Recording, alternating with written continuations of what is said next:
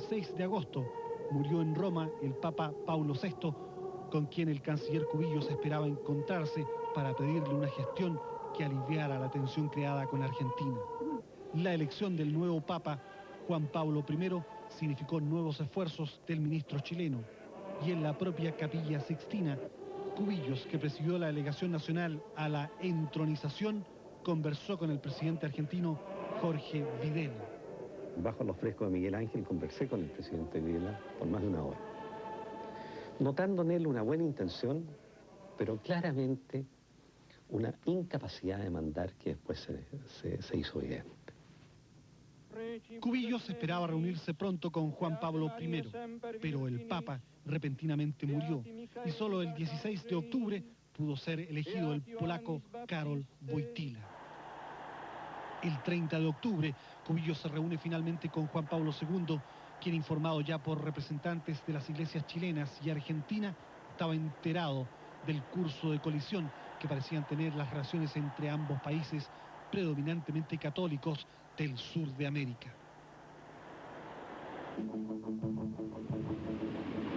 Mientras en las cancillerías proseguían afanosamente las gestiones diplomáticas para abortar la guerra, en las disputadas islas del Bigle, los chilenos, en medio de durísimas condiciones climáticas, se prestaban para la defensa.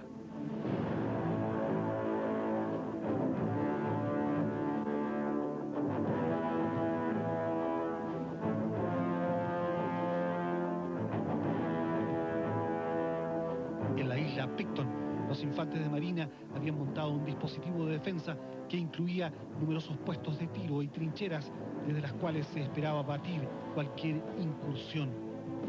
Todavía pueden verse hoy los restos de las instalaciones utilizadas por la infantería de marina chilena, los drenajes en la turba y las construcciones que albergaron durante meses a los combatientes chilenos.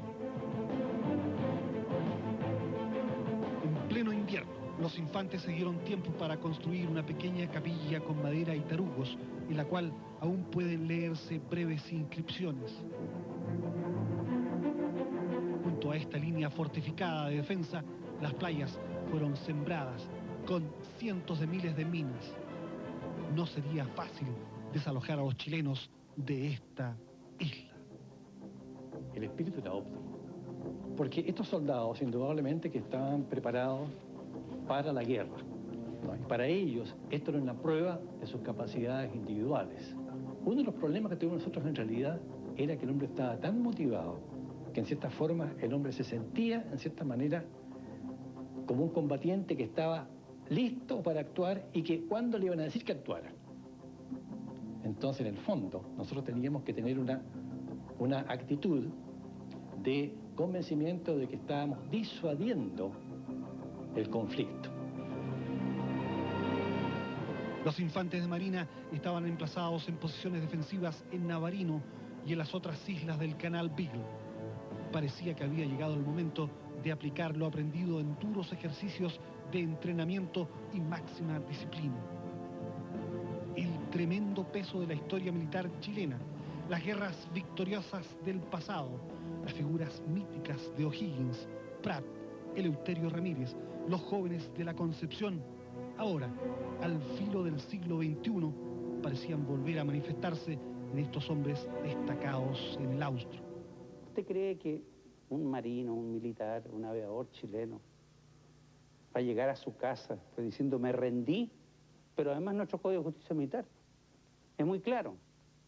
En un artículo dice, el militar que recibiere orden de mantener su puesto a toda costa, así lo hará. Pablo Wunderlich era el comandante de los infantes de marina, cuyo número ascendía a más de 4.000 en la zona austral. Sabía que las órdenes eran resistir y nunca disparar el primer tiro. Pero también sabía que la infantería de marina es fundamentalmente ofensiva, más que defensiva. A eso tiende precisamente su entrenamiento, que enfatiza los asaltos contra playas y baluartes enemigos. Una vez desatadas las hostilidades, la situación básicamente defensiva podía cambiar radicalmente. En Santiago, Buenos Aires y el Vaticano se conversaban, y en las playas de la isla Navarino, no muy lejos de Puerto Williams, las baterías de costa, ahora oxidándose al sol junto al oleaje suave del mar, se aprestaban a entrar en combate.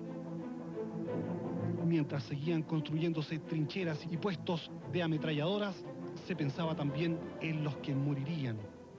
Se accedió en un pedido que formuló el comandante de la Fuerza de Desembarco de bolsas nylon para los cadáveres, y eso tenía un destino, para los cadáveres nuestros o adversarios. Habría sido una carnicería que por suerte no se llevó a cabo.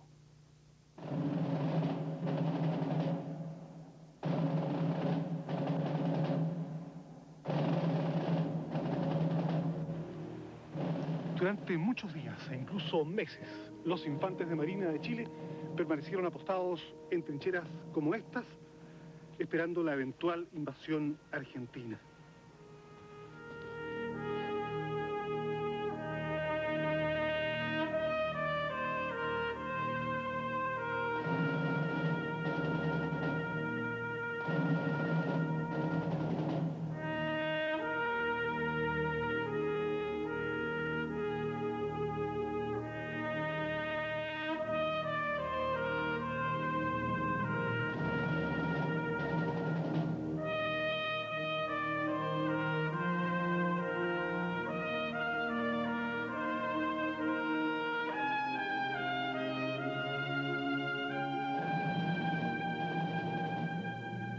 En realidad no hay ninguna orden de operaciones que diga específicamente defender, defender, defender.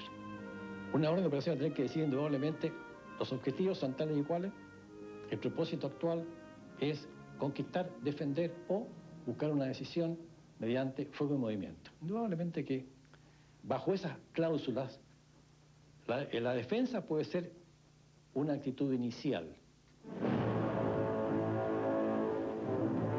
Con nombres de mujeres indígenas, las torpederas chilenas Quidora, Fresia, Guacolda y Tehualda custodiaban el Beagle.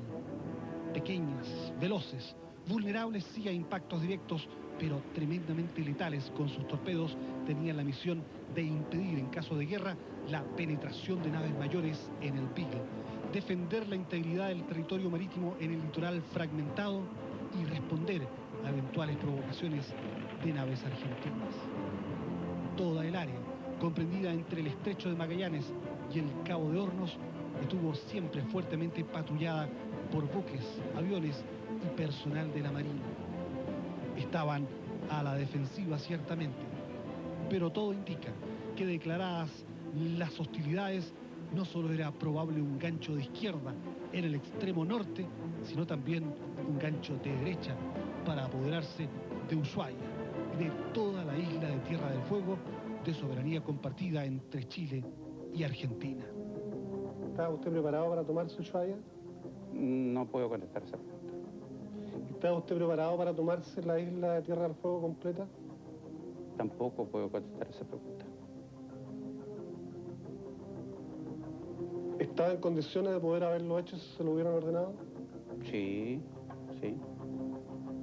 En una guerra se puede tomar muchas resoluciones en el momento mismo.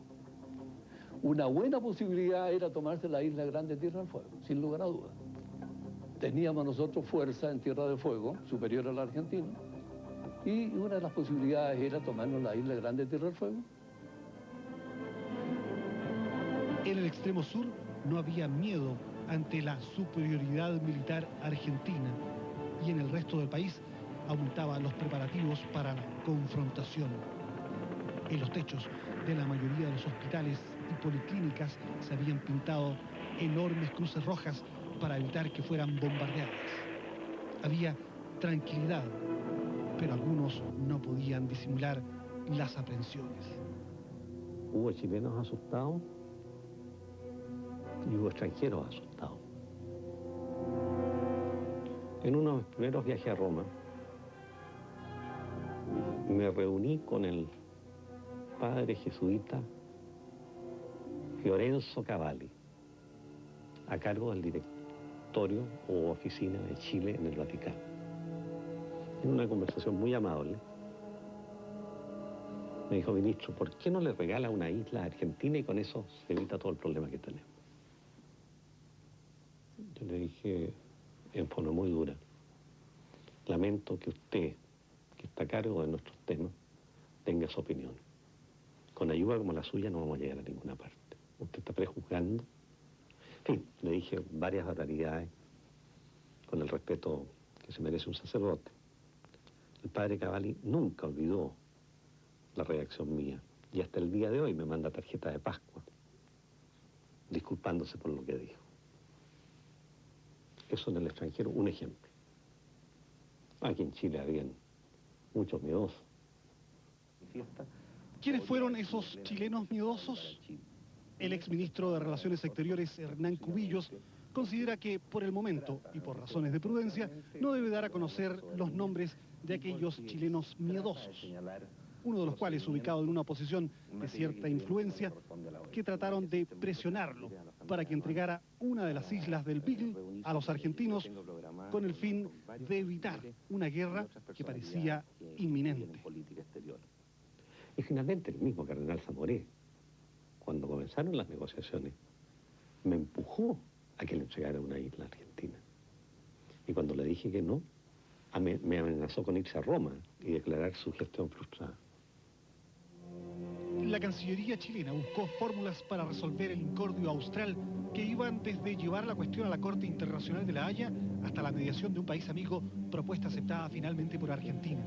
El 12 de diciembre, Cubillos viajó a Buenos Aires para reunirse con su homólogo Carlos Washington Pastor. En un poco protocolar encuentro previo, Cubillos planteó crudamente a Videla dudas respecto de su efectivo poder en Argentina. Yo tengo poder de la Junta de Gobierno del presidente de Chile y todo para tomar un acuerdo. Yo no sé si su canciller lo tiene porque yo no sé cuánto manda usted en Argentina. Videla con ese cogote largo que tenía se estiró y me dijo, oh, canciller, si no fuera porque yo le tengo gran aprecio, yo debiera despacharlo a esta sala. Y después gastó una hora en demostrarme que era el presidente con más poder que existía en el mundo, gracias a los mecanismos que tenía. Bueno. El canciller Pastor, puñado a la vez de Videla, propuso luego a Cubillos que el único mediador aceptable era el Papa. Ante su sorpresa, la propuesta fue aceptada de inmediato. Los argentinos parecían pensar erróneamente que la oposición de la Iglesia Católica al gobierno de Pinochet por el tema de los derechos humanos haría imposible aceptar la mediación papal. El acuerdo, que sería firmado por ambos ministros, pedía la intervención del Papa y establecía que ambos países renunciaban al uso de la fuerza mientras durara la mediación. Pero la agenda de los duros argentinos era otra.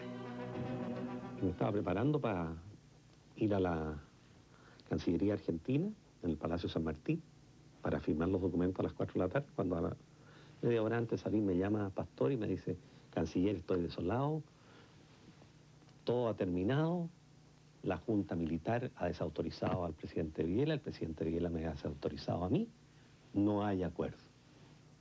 Yo no lo podía creer, yo había hablado con el presidente en la mañana, lo que he contado, había hablado con el canciller, se había tomado el acuerdo, los acuerdos estaban listos para firmar, y el comité militar se había impuesto, porque demostraba la situación de mando en Argentina donde no mandaba nadie en el fondo. Pastor me lloró por teléfono, me dijo que por favor no dejara de asistir a la cena que él tenía preparada para esa noche en el Hotel Alvear.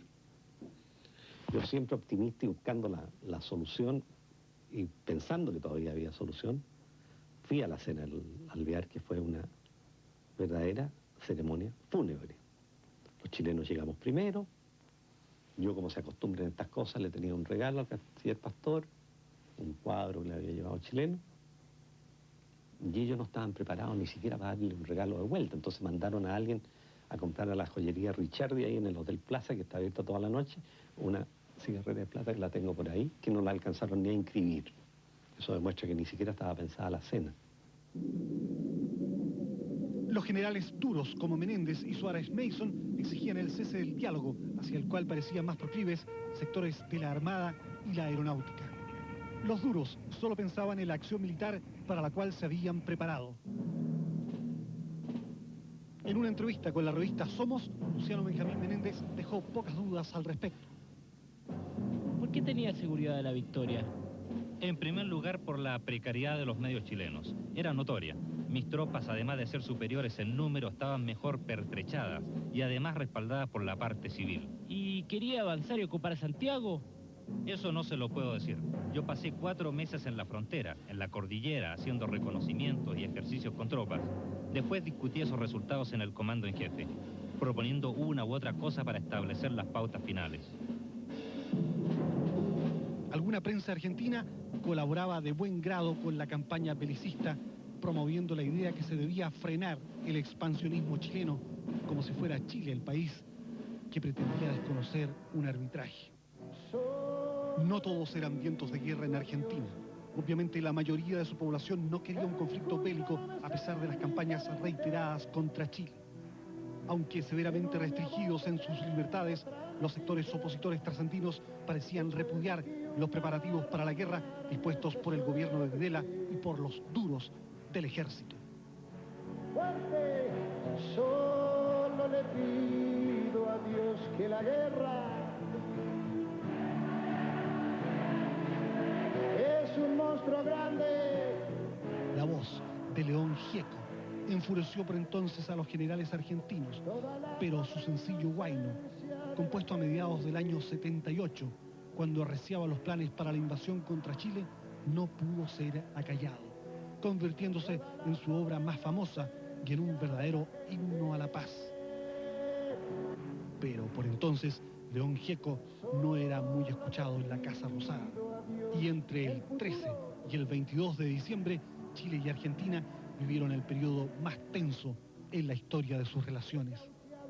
Que tiene que marchar a vivir una cultura diferente.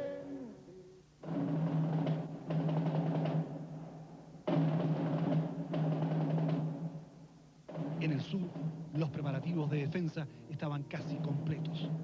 La construcción de trincheras a lo largo de toda la extensa frontera entre Punta Dungenes y Punta Arenas estaba terminada. Y miles de soldados se apostaban en sus puestos de tiro, mientras los blindados aguardaban en la retaguardia y los cazatanques esperaban la embestida de los blindados argentinos. A lo largo de toda la frontera chileno-argentina, soldados, aviadores, marinos y carabineros se aprestaban para el combate. Quizás los primeros que iban a enfrentar los asaltos de la tropa argentina iban a ser los policías uniformados chilenos.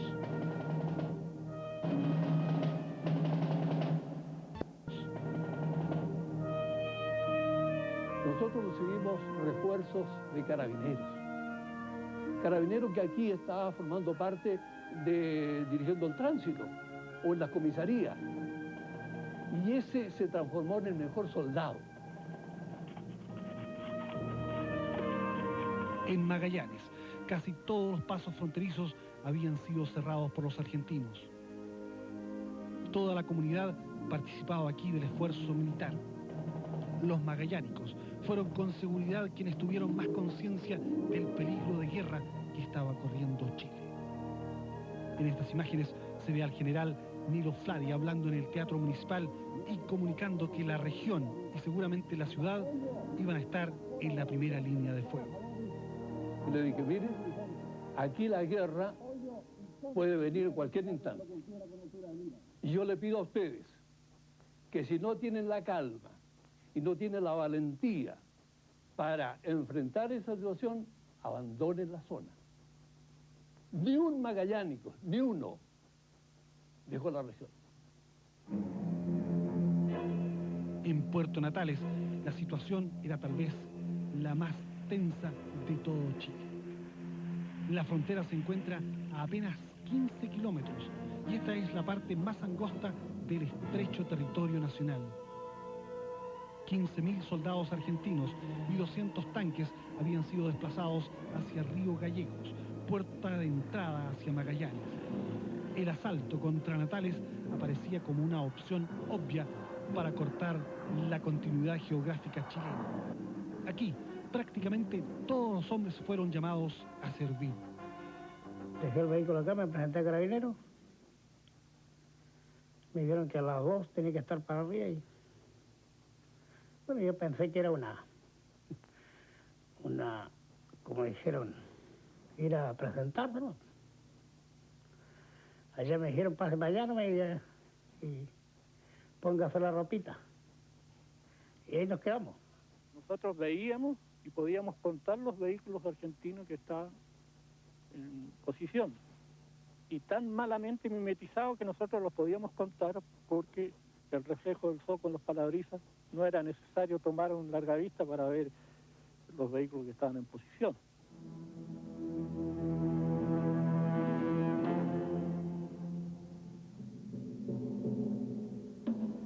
Este sector fue completamente minado por el ejército chileno para impedir la penetración de blindados y de la infantería argentina.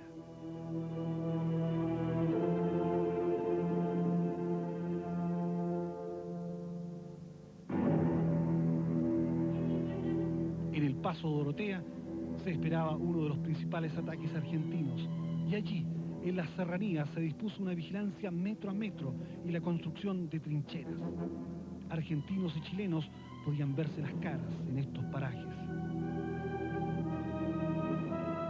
Se veía incluso cuando se fumaba, se veía el humito en la mañana y teníamos que recorrer un sector de puro bosque porque las características del terreno en ese sector es aparragado. Teníamos senderos donde teníamos que cruzar porque estaba todo minado. Incluso en las mañanas se sentían cuando pasaban las liebres, porque eran de esas minas personales, y las liebres cuando tocaban estas minas explotaban, así que se desintegraban prácticamente. Juan Restovich es un comerciante de Puerto Natales que debió dejar familia y negocio y partir a Dorotea. Nunca se imaginó que participaría en la detención de un capitán argentino. Así que dormíamos con las granadas, todo el armamento que teníamos en ese momento ahí, con los fusiles SIG. Y recuerdo una noche un centinela escuchó un ruido. Así que salió afuera a ver y dice que agazapado atrás en las matas había una persona. Inmediatamente hizo un disparo y efectivamente era una persona argentina que inmediatamente lo tomamos prisionero, lo desarmamos. Decía él que era un sargento de un regimiento de Río Gallego y que andaba extraviado. Bueno, a su vez decía que necesitaba fumar porque era vicioso, dice que le gustaba fumar, y ponía la mano acá en el pecho. Bueno, entonces yo le digo a los otros cabros, oiga, ¿sabe qué? Le digo yo, revisémoslos bien porque no hace cosa que tenga algo. Y efectivamente, dentro del jersey tenía una pistola miniatura, qué sé yo, serían 4 o 5 balas que tenía. Y claro, en eso, en un momento nosotros nos dio el coraje y dijimos, este gallo, mira, si lo descuidamos, podrían habernos matado a cualquiera de nosotros. Después supimos de que era un capitán del ejército argentino. Pero no solo hubo prisioneros militares, también fue detenido un espía argentino que resultó ser sacerdote. Una persona, capellán, que lastimosamente fue sorprendido por el contraespionaje nuestro chileno haciendo de espía, ¿no es cierto? Ahora no digo gran espía, yo creo que este hermano era más bien ingenuo, porque ¿qué sabemos nosotros de espionaje, no es cierto? ¿Pero qué es lo que hacía? ¿Estaba enviando información? Vendía información, sacaba fotografías, etcétera, y las entregaba nada menos que en la zona franca nuestra, a algunas personas argentinas que le pagaban para esto. Bueno, esta persona después se quiso canjear con algunos chilenos que también habían sido, ¿te acuerdas?, tomados en espionaje aquí en la parte de Aysén, en esa parte, pero al otro lado, esto en Argentina, pero no se podía cambiar porque el canje tenía que ser en personas digamos, de planta, digamos, no era auxiliar simplemente, este capellán. Después se me dijo, ¿no es cierto?, que ya estaba, no me preocupara más porque ya estaba en el límite, y justo, ¿no?, como te digo, lo habían bajado como un bulto, y lo habían metido en un jeep y ahí lo habían mandado al otro lado. ¿Estaba en el límite de Chile-Argentina o en el límite entre la vida y la muerte? Las dos cosas. La Iglesia Católica hacía esfuerzos para detener lo que sería un enfrentamiento sangriento y fratricida entre vecinos y hermanos de religión. El obispo Tomás González señala que muchos magallánicos sufrían ante la mera idea de una guerra, pues tenían fuertes lazos familiares, de amistad y de trabajo con los argentinos. Tuve que ir a Santiago, me recuerdo, cuando me dijo el intendente de esa época: padre, de aquí a una semana vamos a ir con las tropas a Río Gallegos. Yo dije: general, no podemos hacer eso, pero tenemos que hacerlo. Entonces yo fui a Santiago urgente, le dije al cardenal Raúl, que era el cardenal de Santiago: pasa esto. Dijo: bueno, esto pasa, sí, vamos a la Nunciatura. Fuimos a la Nunciatura. No tenían mucha idea de que esto era tan trágico. Mientras los obispos clamaban por la intervención papal, soldados chilenos y argentinos parecían acercarse inexorablemente al choque militar. El ataque que nosotros más temíamos era un ataque blindado. El ataque blindado tiene que tener resistencias muy organizadas para que no pase. De ahí entonces que nosotros, a través de la frontera, con las tropas adelantadas, ya teníamos las tropas adelantadas posiciones defensivas para encauzar a posibles penetraciones blindadas, para guiarlos a determinados lugares donde pudiéramos abatirlos.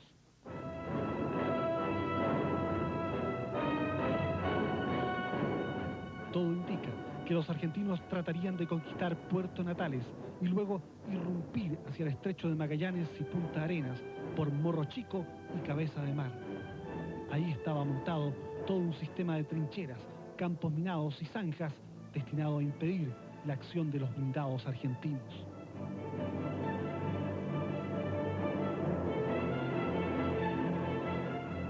La acción nuestra tenía previsto buscar derrotar a los argentinos en forma parcial, por partes.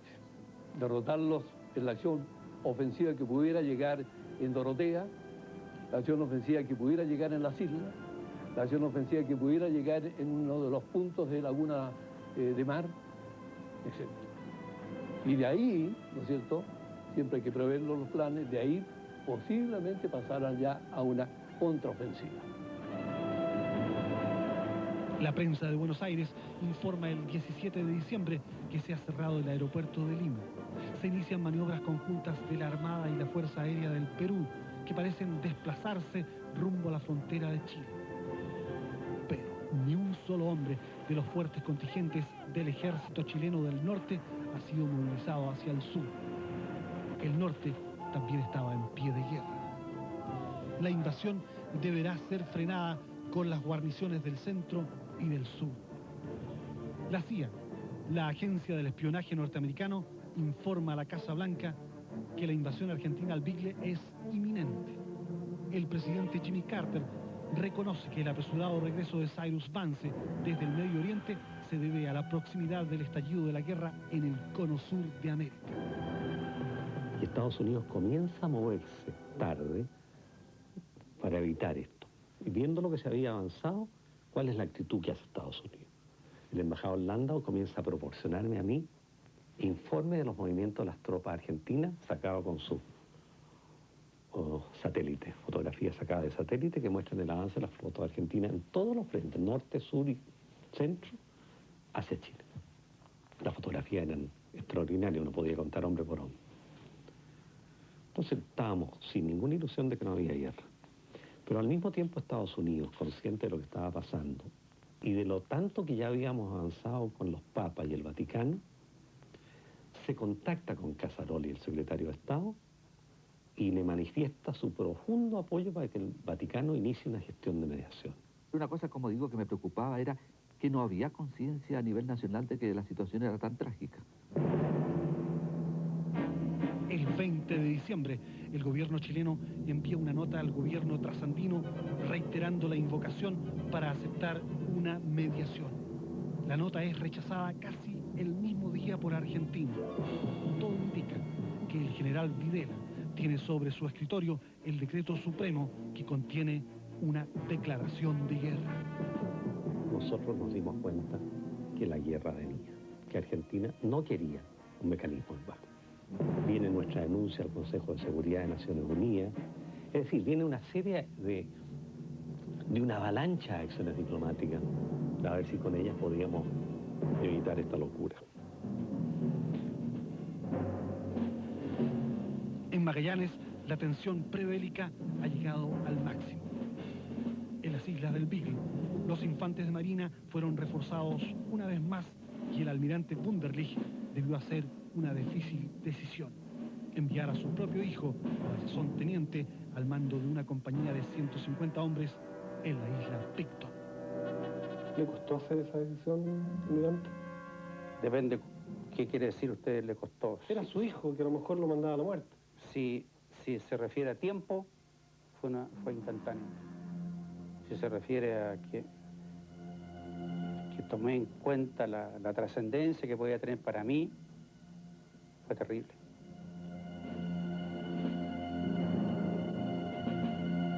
Ya estaban todas las fuerzas en su puesto.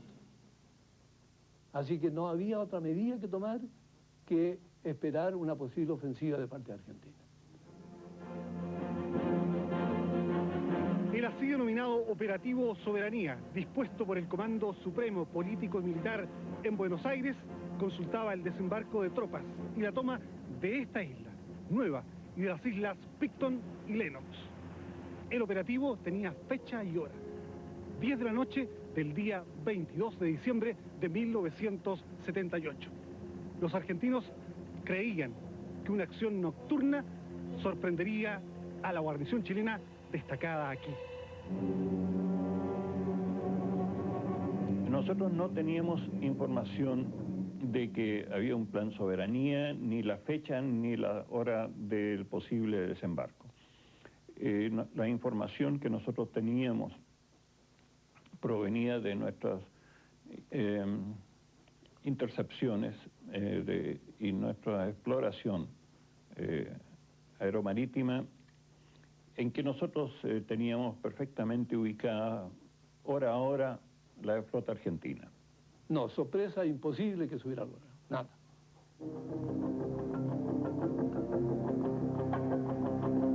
Teníamos una orden muy clara que nos dio el almirante Merino cuando nos íbamos al sur, la última vez, que ya parecía la cosa más grave, fue: ándate al sur y gana la guerra.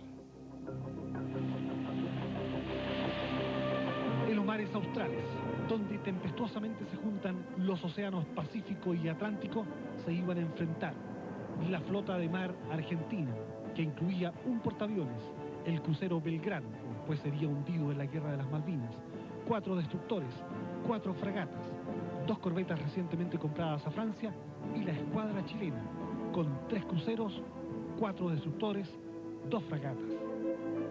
En las cercanías y prontos para abalanzarse sobre las respectivas naves mayores, merodeaban 4 submarinos argentinos y 3 submarinos chilenos.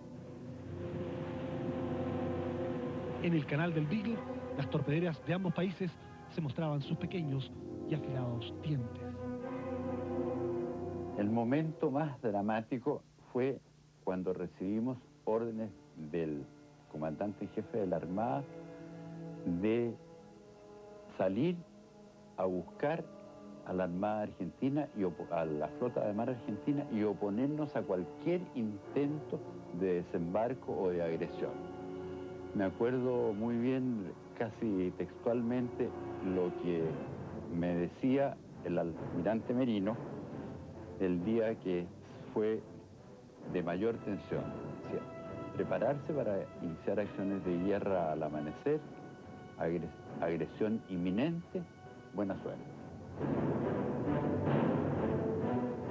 En Santiago, las comunicaciones que hablaban sobre masivos movimientos de tropas argentinas a todo lo largo de la frontera y los desplazamientos de la flota argentina indicaban que Argentina quería dar el primer golpe.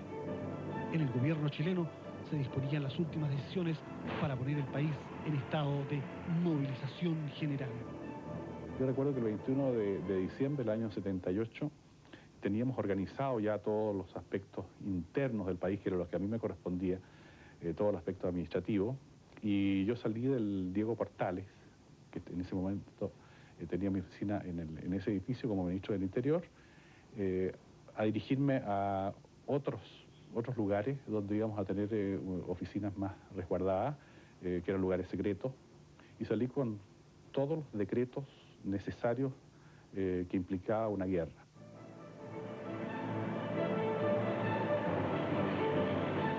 Esa noche yo estaba seguro de que nosotros íbamos a estar en guerra, emoción cero, no, ninguna emoción, un hecho nomás que uno registra, como que uno está viendo el barómetro y viene encima un temporal, bueno, caramba el temporal que se nos viene encima, preparémonos y nos enfrentaremos y lo que sea, tendremos que reaccionar como hombres, como profesionales. Nos hemos entrenado toda la vida para eso, con toda frialdad. No sentí nada, ni la más mínima emoción. Sí le dije a mi gente, estamos listos, esta noche sí que se nos viene encima el temporal, y amarrarse los pantalones. En Puerto Williams, hombres y mujeres esperaban el comienzo de la batalla y los refugios para albergar a mujeres y niños estaban ya preparados. Había que hacer oscurecimiento también. ¿Ya? Solamente en las casas una ampolleta. En las ventanas se colocaban sábanas o frazadas, ¿cierto? Para que no saliera la luz hacia el exterior. Tocábamos en La Serena una vez. Al tercer piso nosotros teníamos que partir con nuestras cosas. Yo tenía todo listo, mis hijos. Bueno, yo y mi marido no, era bien poco lo que lo veía. Como digo, a mí me tocó en Piedra Buena, detrás de una ametralladora, una .20. Aquí todos los chilenos estábamos con ganas de que los ataquen y poder proceder también nosotros. Un día llegó el momento que nos dijo nuestro comandante, hoy día del día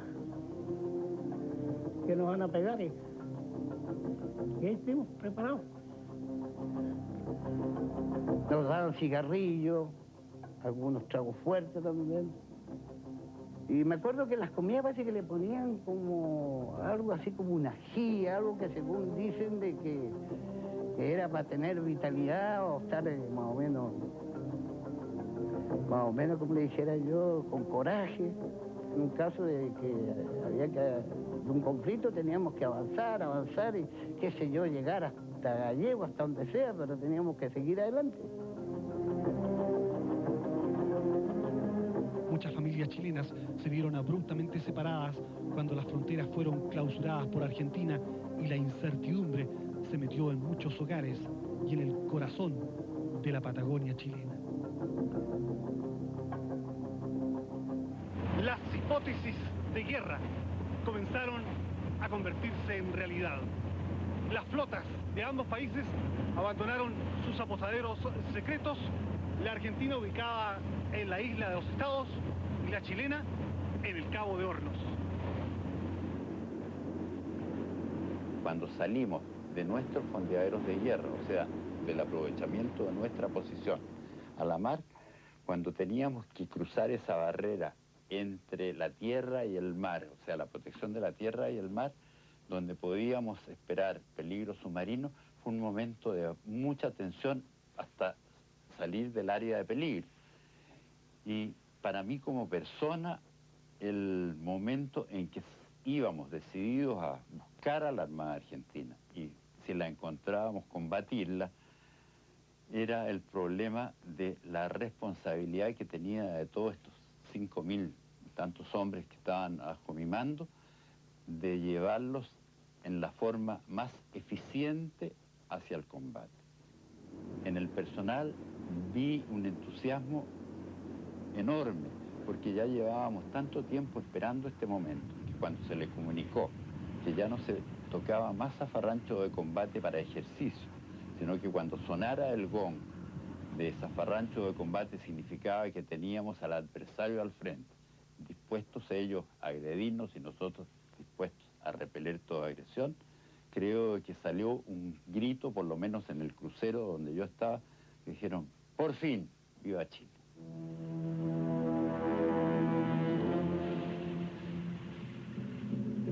Las declaraciones formuladas hasta ahora por generales y almirantes argentinos indican que la idea básica del operativo Soberanía era desarrollar una guerra localizada y luego aceptar un cese del fuego, pero ya teniendo territorio chileno conquistado.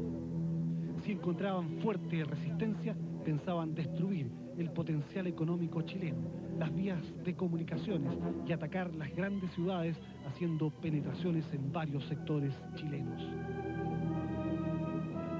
Iniciadas las acciones en las islas, la aviación argentina bombardearía Punta Arenas, incluidos blancos relacionados con el transporte, las comunicaciones y el abastecimiento. Y en la primera fase de las operaciones, las tropas argentinas acantonadas en la frontera sur comenzarían el asalto de Chile por 4 puntos distintos.